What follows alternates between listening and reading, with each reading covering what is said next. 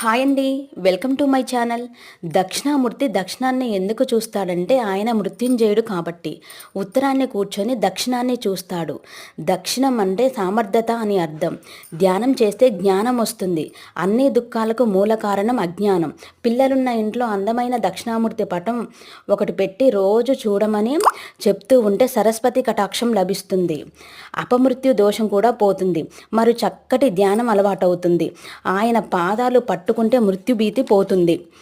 మంత్రశాస్త్ర దక్షిణామూర్తి అనేక రూపాలుగా పేర్కొంది.